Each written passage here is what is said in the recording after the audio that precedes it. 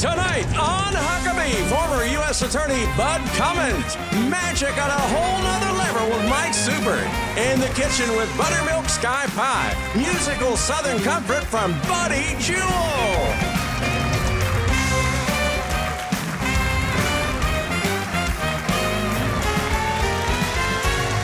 That's Trey Corley of the Music City Connection. And I'm your announcer, Keith Bilbrey. And now, here's Mike Huckabee!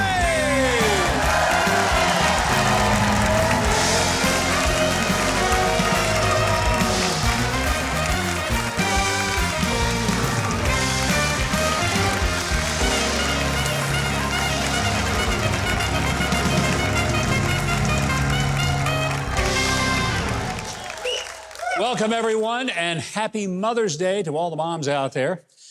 Where would we be without our mothers? Did you get that? Where would we be without our mothers? Slow audience, but we're going to get them up to speed real soon. We would be nowhere without them. That's the whole point. Well, I guess you know that we are moving toward yet another debt ceiling crisis that has Washington in a tiz. Yeah. You've heard the same song before. About every 2 years, there's a new crisis over the debt ceiling. And we're told that if we don't act right now to borrow more money that we can't possibly pay back, then the world as we know it will come to a brutal and unmerciful end. Now, look, I'm not saying that default on our debt is a good thing. It's a horrible thing, and it could have a real impact on the entire global economy. But the United States has become like a hopeless drug addict who determines that the only way to deal with addiction is more drugs of a stiffer kind and a greater amount. I mean, at some point, there must be a reckoning with reality. Here is my simple understanding of economics, whether personal economics, business economics, or government economics. You cannot spend money you don't have, and you cannot borrow money you can't afford to pay back. That's it.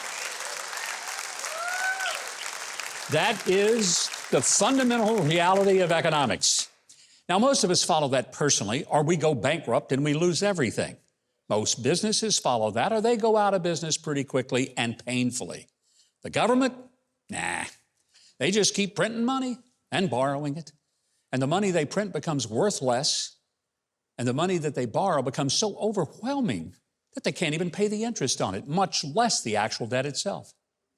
A drug addict or alcoholic will eventually die from the addiction or its side effects, or they will ultimately get into rehab and recovery. Our great nation needs to decide if it wants to commit economic suicide or finally come to terms with its out-of-control spending addiction. The debt of the U.S. hit its first trillion mark in 1982. Now, in fairness, it was under Ronald Reagan, who added large amounts of federal spending to help get the country out of a recession. It would be 2008 before the debt climbed to over 10 trillion. The current debt is $31.5 trillion. Or as Joe Biden would say, $31.5 trillion.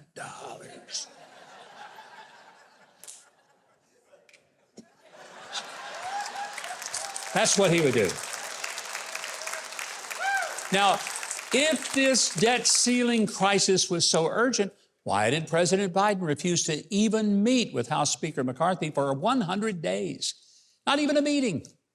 And throughout the 100 days, the president made it very clear there would be no negotiating. Throughout what seemed like his eternal Senate career, he made grand speeches on why we had to negotiate through each debt ceiling debate. But as president, it's his way or the highway. The House Republicans did something that neither the White House nor the Senate did. They actually put forth a very specific proposal, and they passed it through the House. The Senate did nothing, nada. And the White House, they trotted out the incompetent and incoherent Karine Jean-Pierre to say that if the Republican plan were accepted, ice wouldn't freeze, underwear wouldn't be washable, fleas would devour every dog and cat in America, and millions of Americans would be stranded in the deep forest having to eat tree bark just to survive. Well, she didn't say it just like that, but she all but cried that there would be massive, and then that favorite word of the Democrats, draconian cuts. Actually, even the Republican House plan would allow the debt ceiling to be raised, but the spending growth would be limited to 1%. Now, in Washington, when you get more money than you had, but it's not as much as you want, they call it a cut, okay? That'd be like me as a child getting an allowance of $0.25 a week and then getting bumped up to 50 cents. But because I asked for $1, it would be a 50% cut. That is just how insane Washington works. I am on the National Board for the Balanced Budget Amendment Committee, and I serve with several other former and current governors, senators, and congressmen. You see, by law, states are required to balance their budgets. We think that's a good idea for Uncle Sugar in Washington, too. And we propose an amendment to the U.S. Constitution that the federal government be required to do what you do in your household and in your business and what your state and local government does. Live with a balanced budget. Now, it makes fiscal sense, but it will also end this every year or two drama of the sky falling because we have to increase how much we can borrow right now, even when the president is so worried about it that he won't even meet with the Speaker of the House for over 100 days to even discuss it. Now, if a kid can't do his homework, what do? We hold him back a year. I think maybe we ought to tell Washington that if they can't live with a real budget, then we'll just stop paying them and send them back a year.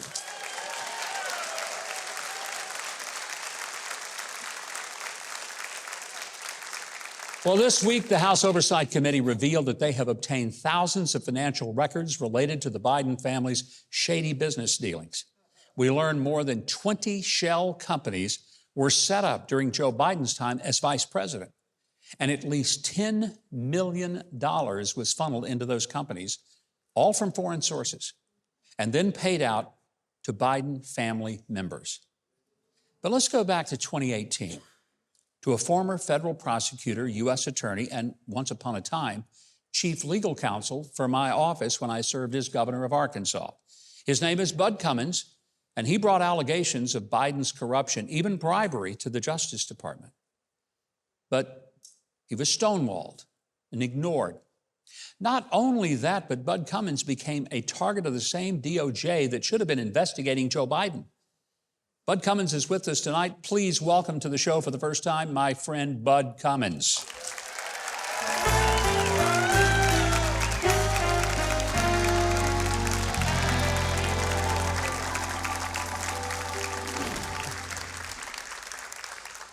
Honestly, Bud, if someone else had told me the story that you have been through, I would have said, yeah, I think he's exaggerating that. But I've known you too long. You and I have worked together in the governor's office, and I've watched you as a U.S. attorney, and I don't believe you're making this stuff up. And you know I have a knack for getting into some really weird situations. Well, that's why you worked for me, because that was about as weird a situation as you could have ever been in. Tell me what happened. I want you to just give us, somebody brought you some stuff. Mm-hmm. You had a lot of contacts at the Justice Department from having been a U.S. attorney, and so you talked to them. What transpired that led to all this? In essence, I was asked to convey a message to the Department of Justice that the Prosecutor General of Ukraine, a man named Layton, had a desire to travel to the U.S.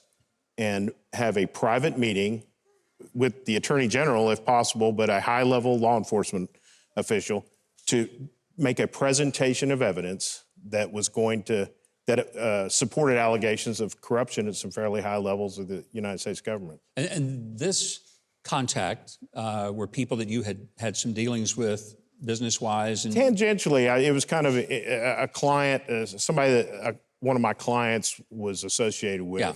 And they got steered to me basically as somebody, I had former colleagues that Chief of Staff, the Attorney General, the Deputy Attorney General, and the U.S. Attorney at the Southern District of New York had all been former colleagues when I was at the Department of Justice. So I did have those kind of contacts. That's a pretty big deal. The chief prosecutor in Ukraine wants to come talk to somebody in America because he thinks that there's some serious shenanigans going on involving high-level U.S. officials. So you contact the Department of Justice through the FBI and say, hey, you guys want to meet with this dude? I reached out to the United States Attorney in the Southern District of New York and told him, laid out the basic allegations as I understood them. Yeah. But I didn't have the evidence. I was being asked to set up a meeting for them to make a presentation of evidence. But they basically fell into two categories. One, that U.S. officials had pressured Ukrainian officials to alter records that became part of the Paul Manafort investigation, to forge his name on a document, remove other names. The other general category was the one that most people have heard a lot about lately, that Hunter Biden was on the board of this company called Burisma, which was owned by one of the known corrupt oligarchs in Ukraine, a pro-Russian oligarch. And that's an important part here. This is not a pro-Ukrainian entity. This is a pro-Russian. These are the Russian guys. Pro-Putin guy. Exactly. In Ukraine. But they're really on the side of Russia and Putin. Right. And that he had been taking money to try to influence corruption investigations away from this fellow named Zlovetsky. And in fact, for a time, the corruption investigations of this guy were shut down. They were reinitiated later, and he's now fled the country. So you expect, I mean, I would expect this kind of information. It's pretty sizzling, and it involves... It's true. Yeah, but at least somebody ought to check it out. Nothing happened from this. No, I had laid it out for them. They said they'd get back to me, and they never did. I've Never heard a thing from them. Never have to this day. I followed up several times through email, made several suggestions. You know, well, if you don't want to do it this way, maybe we can look at it this way, and never heard anything in response to the whole exercise until a few months ago. I got a notice from Apple that notified me that in 2019, I went to the Department of Justice in 2018. In 2019, Apple got basically a search warrant from the Department of Justice for my information. So they opened a case on me. And investigated me, but they never investigated the allegations that Hunter Biden was taking money to change. I mean, basically, you're a whistleblower policy. at this point. I mean, for all practical purposes, you certainly were connecting the Department of Justice with what was alleged, we don't know if it was true, but alleged some high-level corruption that involved the son of the former vice president and one-day president. Right, allegedly, and we now know so much that it looks like it's true. But at the time, I mean, I was aware that Ukraine was an interesting and complicated place, and this could have been misinformation or something. I didn't vouch for the credibility of the information.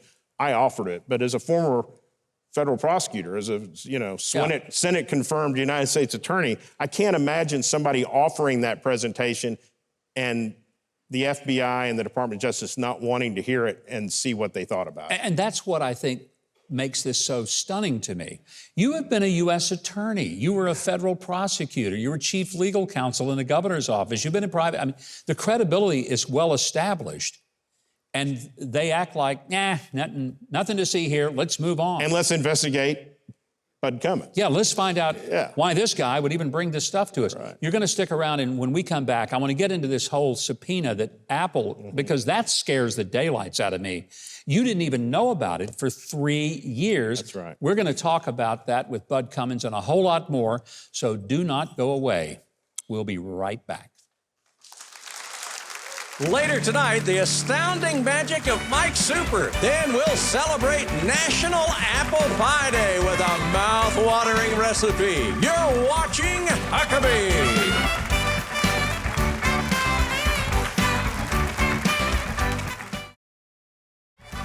Go to MikeHuckabee.com and sign up for his free newsletter and follow @GovMikeHuckabee on Twitter.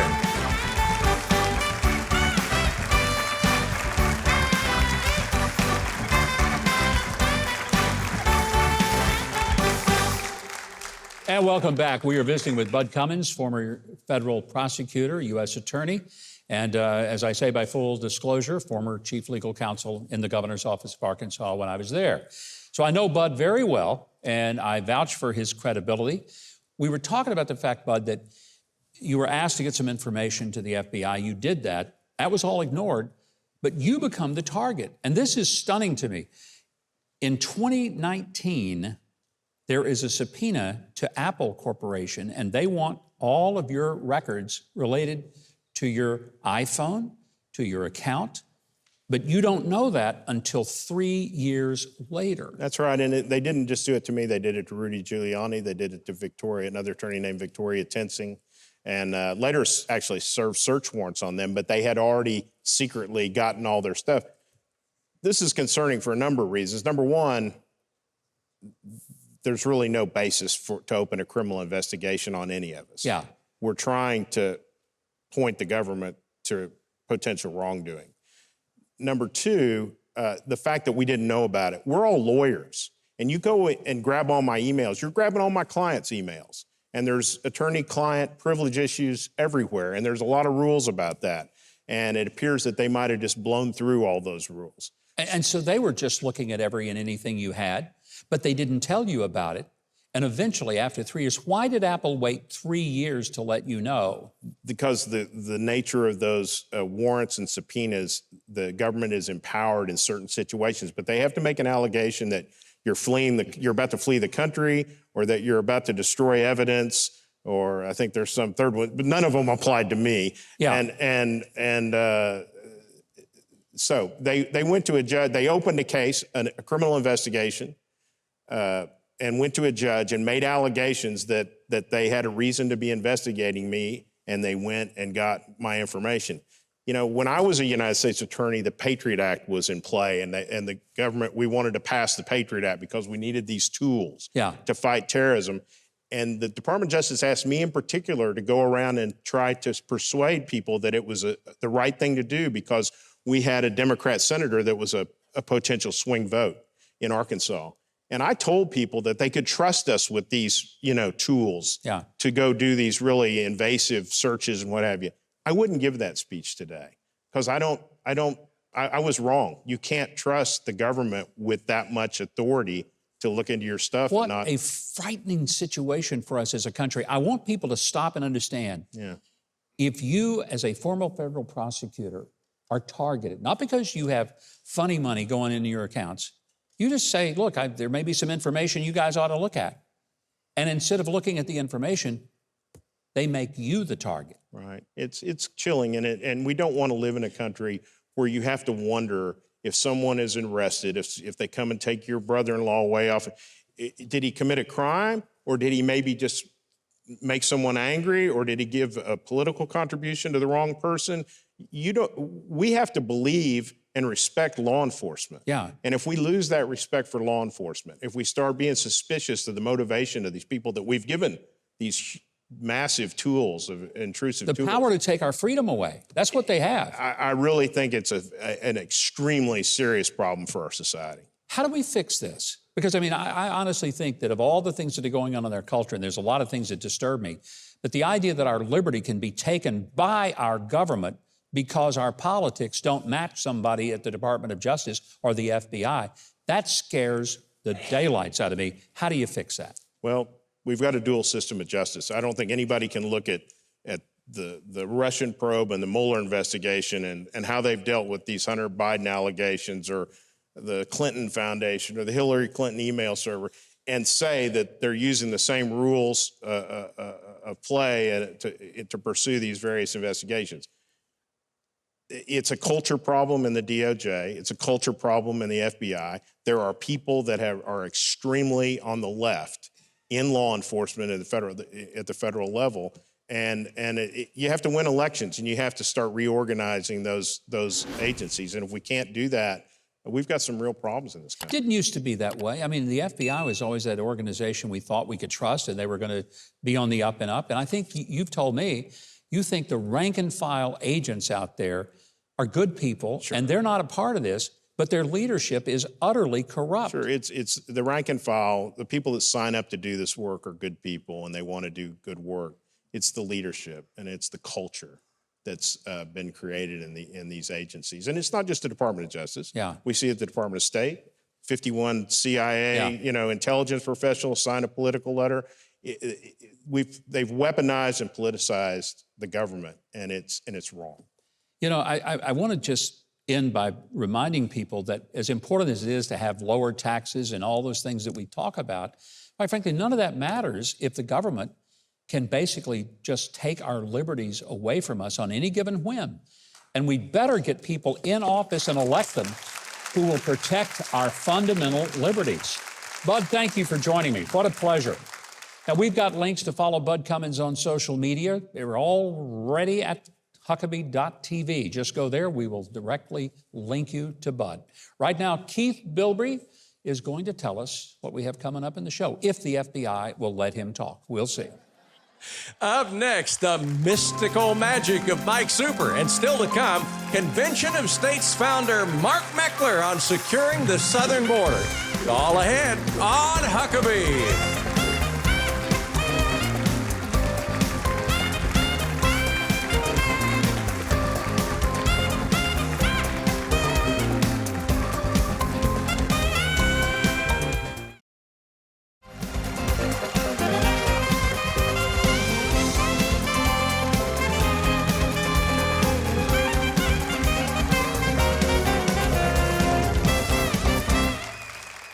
Well, Mike Super is a very aptly named performer.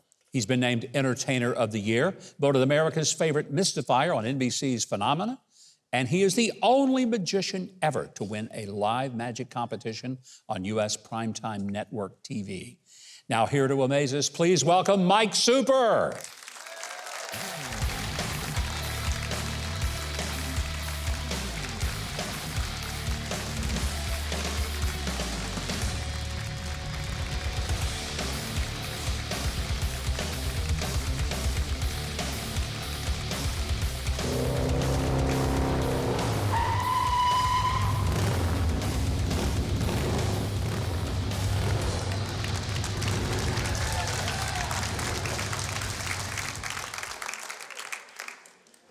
How's everybody doing?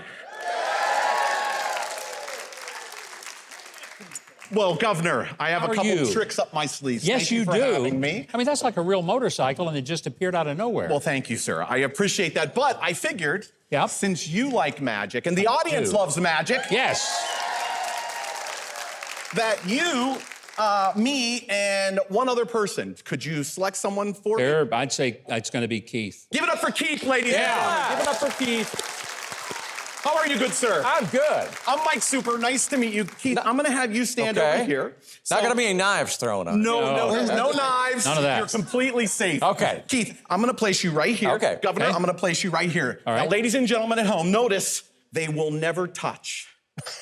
That's for sure. Yeah. All right. Governor. Yes, sir. I could ask you to think of a word and try to read your mind. But psychologically, there's about 100 words the normal human will think of. So instead, Governor, 2 books. Yes. Each has, grab onto both. All right. I want you to raise one into the air, your choice, and hand it to Keith. There you go. Now. I didn't touch him, I just touched Perfect. the book. I get Now, Harry Potter, right? Yes, yes. Yeah. Harry Potter and Sherlock Holmes. Now, go ahead and open the book up. I want you to make sure it's really the Harry Potter book. The pages are different and things like that. Oh, yeah. Governor, same here. This is Sherlock Holmes, okay? And I want you to just verify for the audience, different pages. Yes. Right. Okay, so here's what we're gonna do. First, I'm gonna read your mind, then I'm gonna teach you how to do it if you were okay with that. Okay. All right, so I'm gonna riffle through the pages like this. What I'd like someone from the audience to do for you is just to shout out, stop. Okay, all right. Can you see a page? I can. Can you remember it? Yes. The first word, can you see it? The very first word on the page. Yes, the very first word, not the title. Yeah, right. Right, got it? Within the text. Yes. Yes. Okay, memorize it. Right. Okay. Close it. Remember that page. Yes. Remember that word. You saw how difficult this Oh, is, this sir. is, yeah. I don't know, Governor. All right. He's a hard man to read. He is. I want you, All right, think of the whole word. Don't peek, close that book. Thought you wanted me to make Close that book, close it all the way, sir. Okay. All right, you got it? Got Your it. word. Yes. You thought of a random word at the top of the page. Yes. What was the word? Tomorrow. Whoa. Oh! Yeah. We have a connection, but wait. we're going to build on this because, sir, you are going to actually read minds. Hold on to that book. Oh. Never touch him. Open that book to any page you want. Any page you and I I will want. look at each other. Okay. Okay. Awkwardly. All right. I want you to don't look at a title, don't look at a character's name, but what I want you to do is I want you to look at a big word, like one with that would really be challenging for us to get. One with like 8 or more letters. Do you have one? Got one. Close it up. Got it. Okay, close it up. Okay. Are you ready? All right, hand me that pen, Governor. Okay. We're gonna do this together. All right. Think of the first letter. Okay.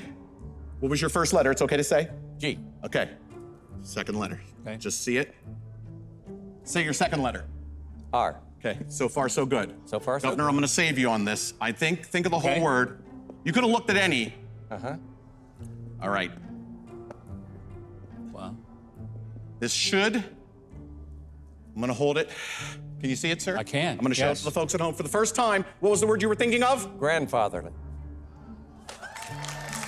We have a connection, so we have to finish it big. Oh, wow. Here it is. Here it is. Sir, you're Okay. thinking of a page. All right. Yes? A page in the book. Yes. The page you saw your word on. Yes. Yes. Okay. So here's what we're gonna do. Okay. Think of it. Don't say it. All right. Don't say it. All right. Okay. This is the big finale. Governor, hold the book just like this. Okay. All right. Stare at the book. Think of that page number, but don't say it. Okay. Okay. Watch. Pretend. I am holding the book. Okay. Hold it just like that. Watch. Imagine I'm burning one page. Uh-huh. Whoa. Hold it here. still, sir. Hold it still. Hold it up. Hold it up. Whoa. I want to get the here. whole thing, sir. Good. Governor, Huh. you were thinking of a page. Hold the book like this. Okay. What was the page you were thinking of? 300. 300 even. Yes. Do me a favor. Page over to page 300. That you looked at a second ago. Yes. Do it so the audience can There it see. is. Okay. All right. All the Yes. way like this. All this. Okay. Ready? All right. Like this, sir. We're gonna keep going. Watch. Okay.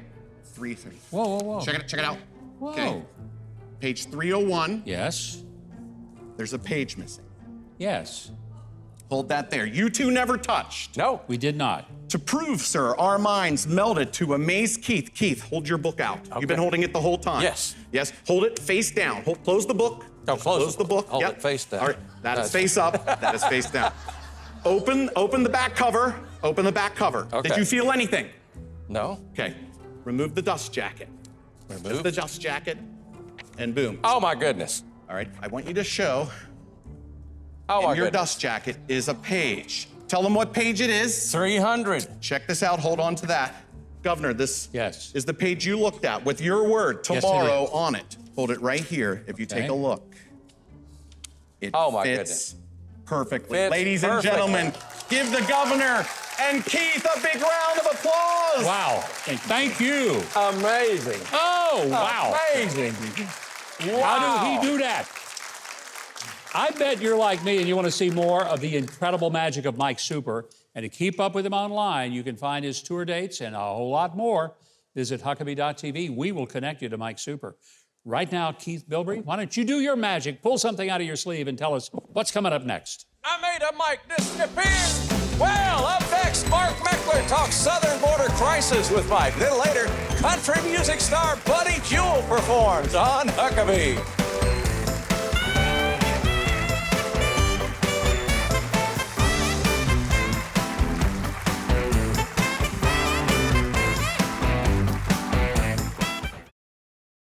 Mercy, kindness, grace, we all could use some of that. Samaritan's Purse continues to bless our communities with physical aid and the hope of the gospel. And that's because of your generosity and prayers.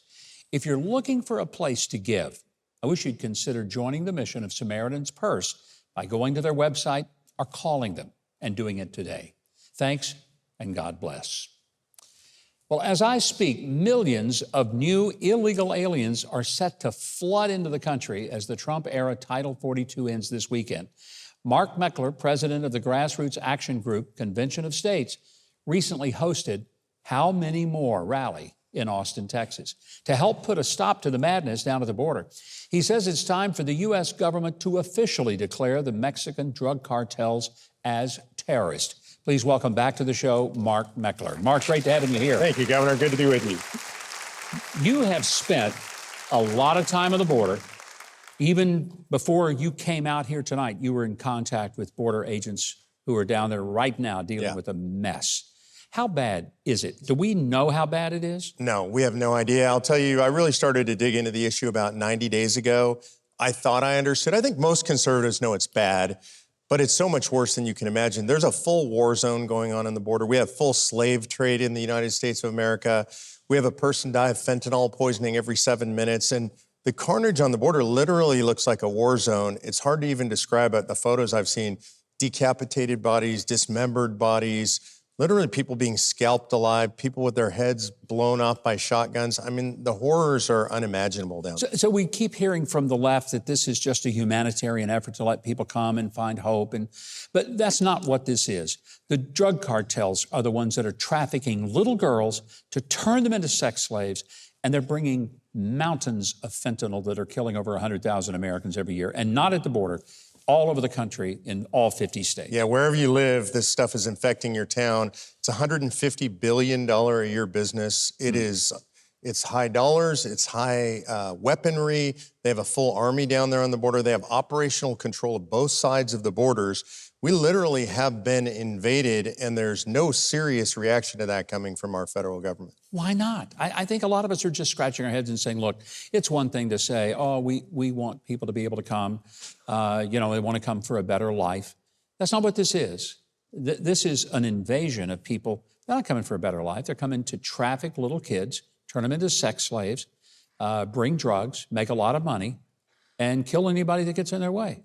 Yeah, I was on the phone yesterday morning with former Border Patrol Commissioner Mark Morgan, asking that very question, Governor. I don't understand. Why would our government allow this? And he said it's entirely political. What they're doing is flooding the zone with millions of what they think eventually will be new citizens. Illegal immigrants are now counted in the census. So that means these states will get extra representation. They believe they're all going to be Democrat voters. So it is a cold-hearted political ploy in which literally tens of thousands of people are dying and suffering, and they don't care because they're doing it for politics. I mean, I don't even want to believe that people are so cold-hearted that they would allow this kind of suffering and the humanitarian crisis. Forget the economic impact, but this kind of abuse of human beings, and they don't care because if they feel like they can pad the voter rolls. Yeah, it's horrifying. And for me, it's sort of looking at this up close, turned it for me into a humanitarian crisis. This is not about immigration. This is not about migration. This is about human beings. And for me as a Christian, I looked at that. The reason we called the rally How Many More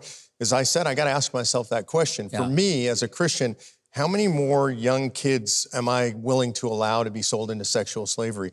I ask people, take out a piece of paper and write down your number. Yeah. How many more families torn apart by fentanyl deaths? Write your number. As a Christian, what do you think is the okay number? Of course, for Christians, the number is 0. None of us believe that this is okay. And so we have to step up as self-governing citizens and demand that our government does something about it. Well, speaking of that, the government doesn't seem to be doing much about it. I know you head the organization Convention of States. That really is a grassroots effort to say there are some things constitutionally we can do that sort of goes around Congress and the people get to make some decisions. How does it work? So generally speaking, Article 5 of the Constitution allows the states to gather when 34 states decide they want to get together and they want to talk about things they want to do to amend the Constitution, in our case specifically to limit the power of the federal government. So we could impose term limits on the federal government, and not just Congress, by the way, the deep state, the folks that we've learned in the last few years are actually running the government. We can impose fiscal restraints on the federal government, a balanced budget amendment, tax caps, spending caps. We can impose jurisdictional restraints. In other words, telling them, no, you can't run our schools. You can't be involved in our health care. These are things the federal government was never intended to do. And I think importantly, one of the reasons I ended up involved in this issue is Article 1, Section 10 of the Constitution says when there's an invasion, we can actually do something about that in the states. And so I live in Texas, and there's 1,300 miles of contiguous border with Mexico. It's the longest contiguous border with Mexico in the United States. We in Texas are going to be required to step up because the federal government's not doing it. You know, I think people need to learn more about the Convention of the States. There are some conservatives that say, oh, we don't want that. It could go off the rails. I'm thinking, how could anything go off the rails more than what we see with our own government, which is out of control, unchecked, and really unhindered by any sense of rule of law? That's what frightens me. Absolutely. And, you know, I want to address that. There are there are some conservatives who are worried about it going off the rails. They need to understand where those arguments come from. Those arguments all come from radical leftist organizations. This goes as far back as Chief Justice Warren Burger, who gave us Roe versus Wade, the most evil decision in modern history of the Supreme Court. And these are the ones who put the idea of the runaway convention into the American mind. And they do it to keep people like you and me and our audience, good conservatives, from using the Constitution to save the Constitution. I hope we can find some sanity in this country. I truly do. For our audience, if you'll head over to Huckabee.tv, we will give you links to Mark Meckler and the Convention of the States action on social media. Keith Bilbrey is standing by. He'll tell our audience what we have coming up next, and it's good. Don't leave. You know, May 13th is National Apple Pie Day. Coming up, Scott and Meredith Layton will show us how to make one. Then stick around. An incredible performance by Buddy Jewell is still to come.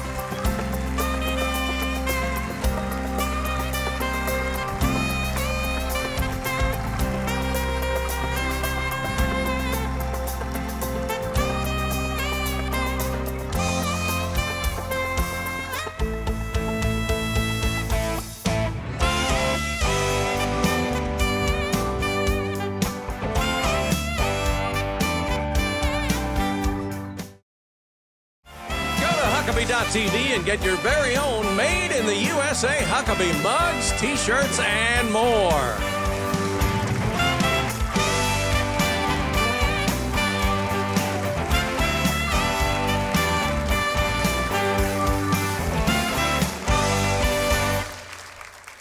Well, there is nothing, and I mean nothing more American than apple pie. And May the 13th, didn't know if you know this, National Apple Pie Day. But if I tried to show you how to make an apple pie, it would not be appealing. So we called in the experts. Our guests are the winners of the Cooking Channel's Sugar Showdown, and they are the founders of the Buttermilk Sky Pie Shop chain. It's a couple I met while at a speaking event over in Eastern Tennessee, whose business is blossoming for a very good reason. Their pies are amazing. Please welcome Scott and Meredith Layton. Good to have you guys here. Thank you. Meredith, nice to see you. I have tasted your pies, and I'm amazed. Both of you had grandmothers that were phenomenal cooks and bake experts. You get married. Both of you had very promising careers, and you quit those so that you could go into the pie-making business. That's amazing. And you're taking all those great recipes, the old-fashioned type, and now making it possible for everyone to get them because you ship all over the world. So how do we make an apple pie on Apple Pie Day? Well, the first thing we're going to do is we've got our apples here. Okay. And, you know, some people use a variety of apples, Fuji apples. We use the good old green apple. Green apples. Yep. And so what we're going to do is start out with our coating that we're going to coat the apples with, Okay. So we're going to use some brown sugar. Mm-hmm. Good Rolling Stone song. Yes, Okay. some cinnamon and allspice. Mm-hmm. Some regular granulated sugar. Okay.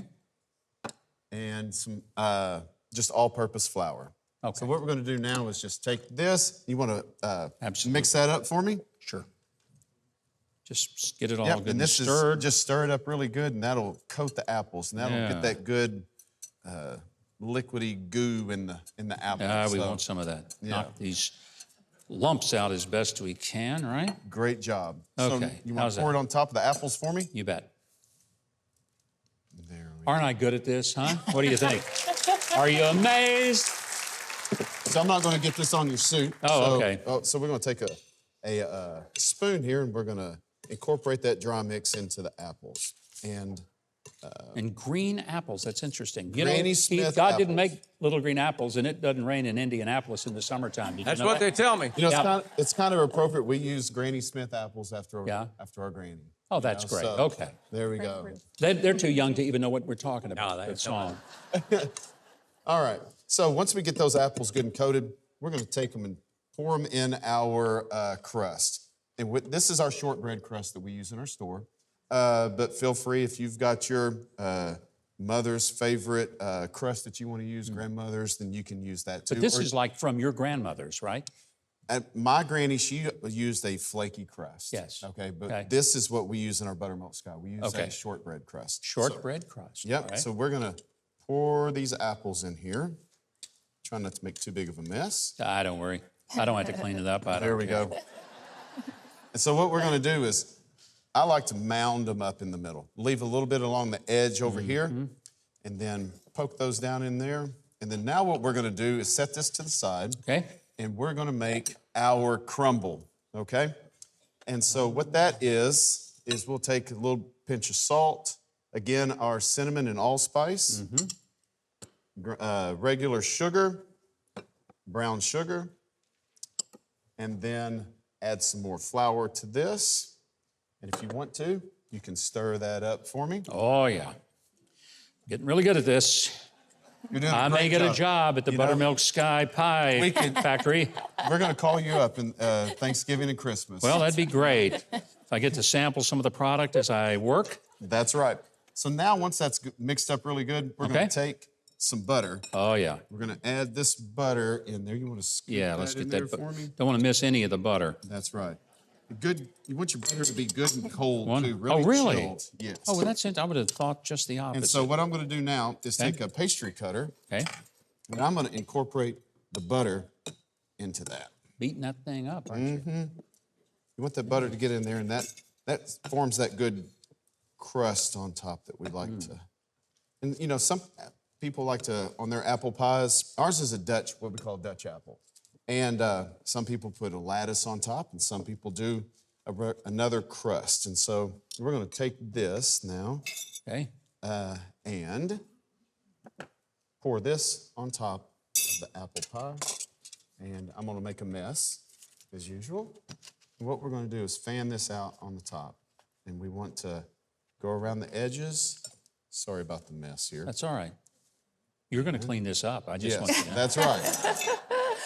And so we want to put it around the edges, seal it up really good, and then put it in a preheated oven, 375, and bake it for 45 minutes. Some ovens, look a little and the crumble will look, like this and, right before it's baked. And so we have some samples of our apple pies here, and we have a slice here that we got for you, so you can try Well, that. I guess I will if you insist. If you want more of the perfect apple pie, you go to Huckabee.tv. We will direct you to the Buttermilk Sky Pie Shop. It is fantastic. I'm going to try this on Apple Pie Day. It's not right. I don't know what else is going to happen on the rest of the show. I'll be eating pie. Now, our apple-cheeked announcer, Keith Bilbrey, while I'm eating pie, he's going to tell us what tasty treat we've got next. Big hand for Meredith and Scott. Thank you, thank you. Stay right where you are. Buddy Jewell performs for us right after the break.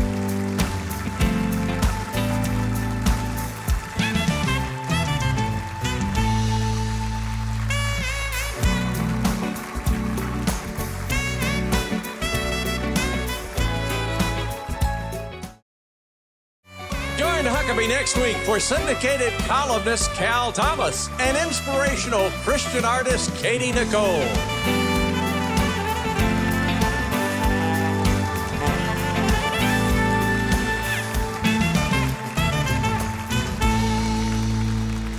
And welcome back, everybody. I'll tell you, music is a big part of our show because we are in Music City after all. But I'll tell you, one of the reasons it's a big part of our show because we've got the best band in America as our band, Trey Corley and the Music City Connection.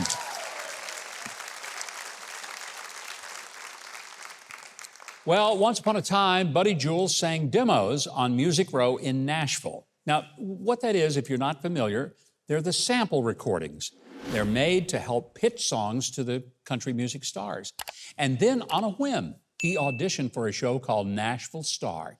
He ended up as the winner of that show, and now he is the star. Since then, he's been honored by every music organization from the CMA to the ACM and the Grammys. And oh yeah, the highest honor of all, he's in the Arkansas Entertainers Hall of Fame. Please welcome back to our show, Buddy Jewell.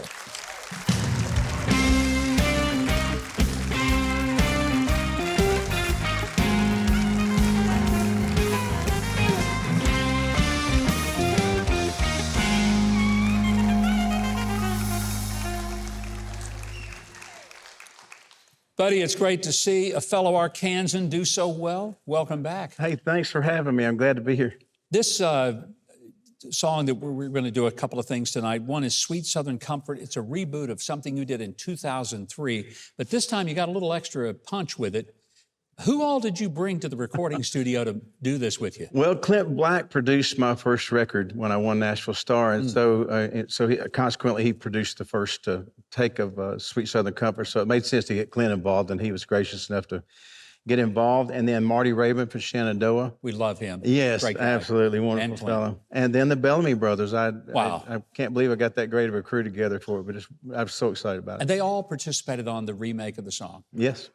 But there's another one that you're going to do with us, and I just think it's a beautiful song, and you wrote it. Yes, sir. Tell me about the song and what it's about and why it's special to you on a personal level, because it's powerful. Well, excuse me, Help Pour Out the Rain, Lacey's song, is written about a conversation I had with my daughter Lacey when she was 3. Uh-huh. And it's pretty much a true story. We got into this conversation about Jesus in heaven, and she's a little 3-year-old in the back seat in her little car seat. And she says, Daddy, I don't think I want to go to heaven. And I said, well, I think you ought to reconsider because the other place doesn't have air conditioning. Yeah, that and a few other things. Right. And she got really quiet, and a few minutes later she said, well, Daddy, if I go to heaven, will God let me help pour out the rain? Oh. And the songwriter in me didn't kick in for a couple of months, but it was a really sweet moment to me. And one night I woke up in the middle of the night, I couldn't sleep, and that moment came back to me, and I started getting this melody in my mind, and I got up and wrote the song. It's a beautiful song, and I am so thrilled that our audience is going to get to hear it tonight. Keith, how do we get more of the music of Buddy Jewell? For tour dates, social media, and all his music, including the new version of Sweet Southern Comfort, and for info on how you can tour Ireland with Buddy Jewell, just visit Huckabee.tv. Now, performing Sweet Southern Comfort with Trey Corley and the Music City Connection and Mike on bass, here's Buddy Jewell!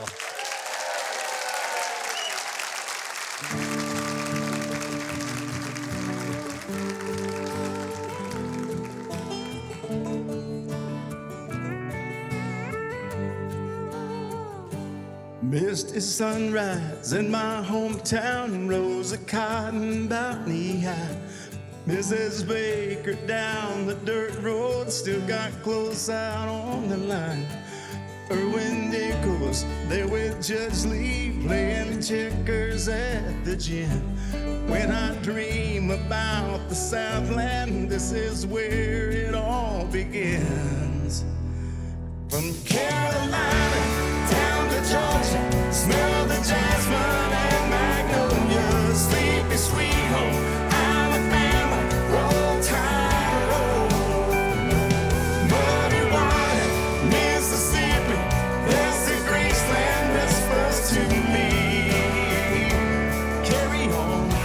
Carry on, sweet Southern comfort, carry on.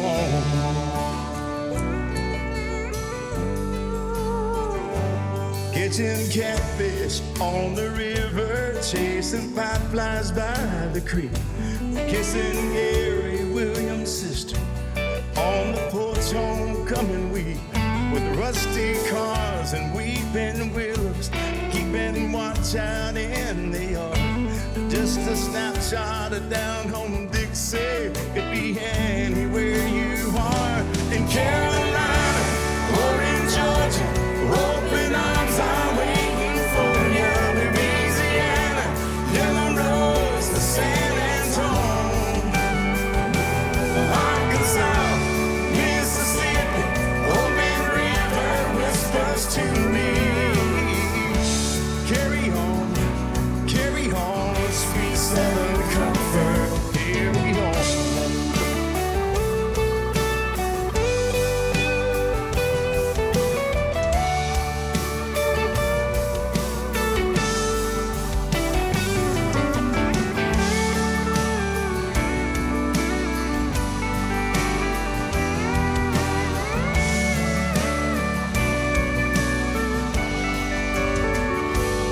As I sit here, I'm surrounded by these priceless memories.